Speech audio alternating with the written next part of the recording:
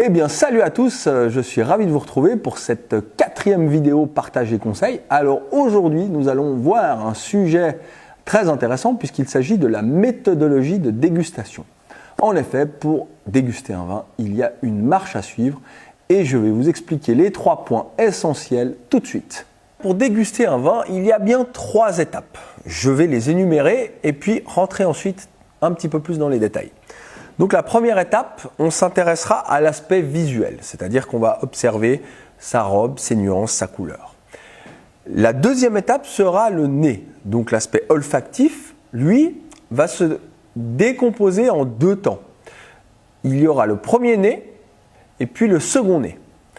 Et ensuite, on passera à la dégustation du vin où on va mettre le verre de vin en bouche afin de le déguster. Alors, eh bien, intéressons-nous dès à présent à l'aspect visuel de notre vin. L'aspect visuel se compose en 4 étapes essentielles, une 5e pour les vins effervescents. Avant ça, une petite information importante, utilisez toujours un arrière-plan le plus blanc possible afin d'éviter de contaminer la couleur de votre vin par celle de votre arrière-plan. C'est une chose importante à tenir compte. Donc le premier critère qu'on va observer, c'est sa limpidité. La limpidité ou l'opacité.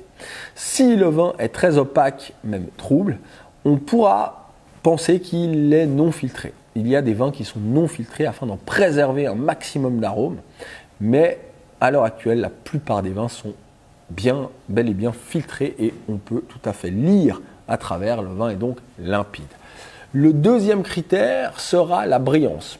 La brillance est plutôt un critère de concours. Plus la brillance est belle, plus la note sera généralement bonne. Donc voilà, la brillance, on s'intéressera plutôt à ça dans les concours. Et puis, donc le 3e critère, ça va être l'intensité de la couleur avec les reflets du disque ici, du bord, on appelle la robe. On va s'intéresser à ces reflets et on va s'intéresser à l'intensité de la couleur du vin. Et puis ensuite, on passera à la nuance. On a un tableau ici avec une multitude de nuances, de possibilités de nuances dans les vins rouges, comme dans les vins blancs, comme dans les vins rosés. Donc ces nuances, elles vont nous donner une information sur le type de vin, le cépage peut-être, et également l'âge du vin.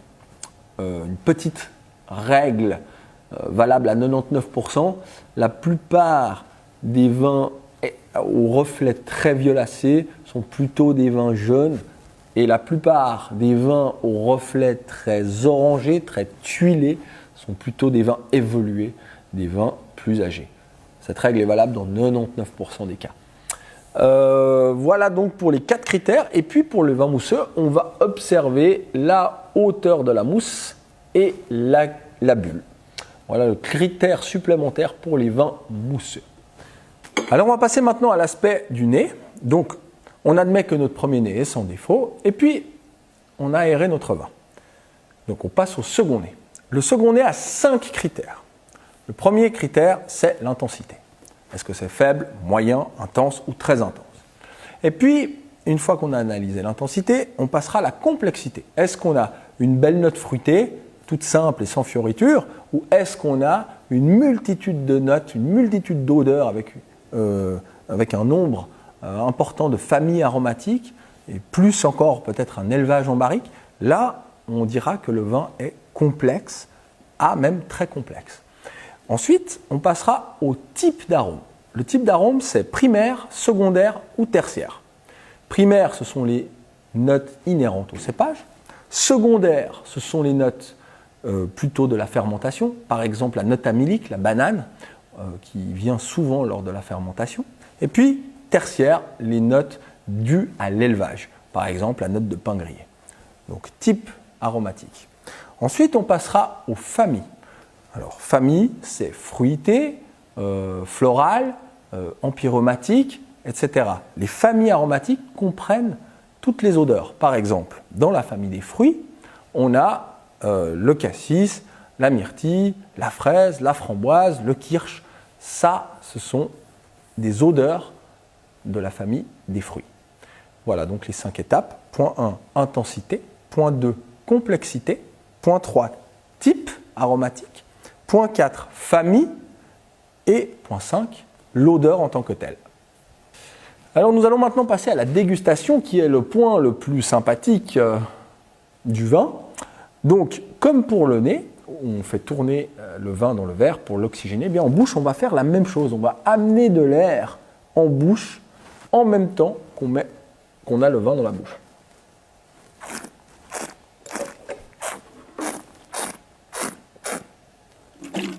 Voilà, on fait rentrer de l'air pour oxygéner le vin et puis on analyse les 6 critères. Donc le premier, c'est l'attaque. Comment le vin arrive en bouche? Les premières sensations, est-ce qu'on est plus sur la souplesse ou est-ce qu'on est plus sur la tension, la nervosité?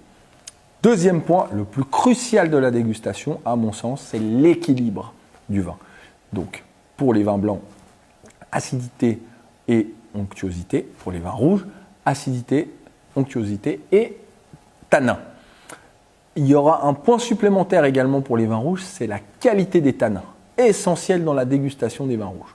Et puis ensuite, on passera sur l'intensité du vin. Donc pareil qu'au nez, en bouche, est-ce que c'est faible, moyen ou intense. Et puis ensuite, on aura l'évolution en bouche, ça veut dire comment tous ces arômes évoluent pendant qu'on fait tourner le vin dans la bouche. Et ensuite, surtout, la persistance aromatique. Une fois qu'on a vu ces points-là, on passera à la vinosité. Donc la vinosité, c'est le volume en bouche, c'est l'alcool. Et puis le dernier point, ça sera la caudalie. La caudalie, finalement, c'est la finale. C'est le nombre de secondes pendant lesquelles les arômes restent en bouche. Voilà tous les critères pour la dégustation. Voilà, un grand merci à tous d'avoir suivi ce sujet. Et puis, si vous souhaitez approfondir vos connaissances sur la dégustation, eh bien, n'hésitez pas à vous inscrire sur notre site internet ou par téléphone à notre cours d'initiation à la dégustation. Vous repartirez avec des bases solides. Et puis, en attendant, eh bien, likez le Facebook Drovin, faites partager. Merci beaucoup et à bientôt.